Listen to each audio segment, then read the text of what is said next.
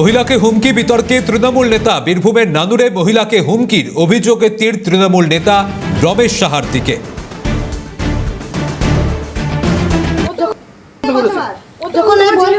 বন্ধটা কে করেছে সেটাই তো জানতে চাইছি। তোর জায়গাটা আমাকে দেখে দে, দিয়ে তুই বসে দে, বাকি জায়গায় রেন হবে।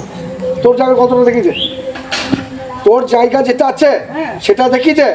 তোর জলটা তোর জায়গাতে মারবে, তোর জায়গায় পড়বে, ওই জল যেন এদিকে না যায়। বুঝে গেল? তোর জল যেন এদিকে। বীরভূমের নানুরে মহিলাকে হুমকি দেওয়ার অভিযোগ তৃণমূল নেতা রমেশ সাহার বিরুদ্ধে।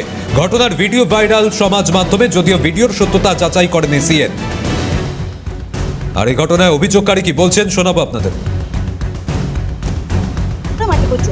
তাকে আমি বললাম এই দিক দিয়ে কি করবে, তা বলছে এইদিকে ড্রেন হবে, এইদিকে সরকারের ড্রেন হবে। তাতে বলছে সরকারের যে ড্রেন হবে তা সরকারের কোনো অ্যালোডের কাগজ আছে, আর আমাদের জায়গার উপর দিয়ে হবে, তা আমাদেরকে কই একবার জানানো হলো না? তাহলে এখানে বসবাস করি বাসিন্দা, সেটা না জানিয়ে তুমি জোর করে ড্রেন করবে কেন?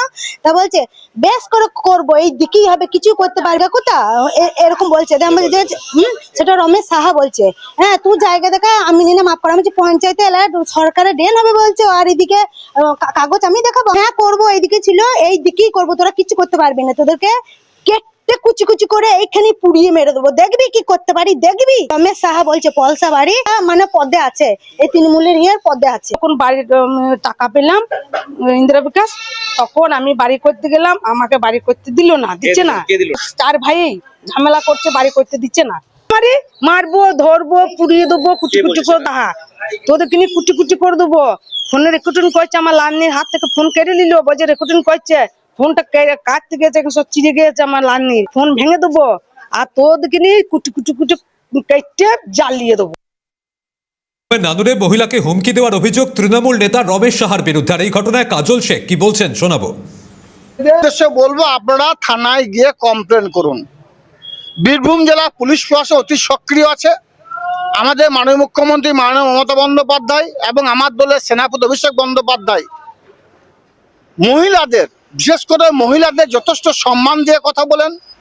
মহিলাদের অধিকার প্রতিষ্ঠিত করার জন্য একের পর একাধিক জনমুখী প্রকল্প বাস্তবায়িত করেছেন।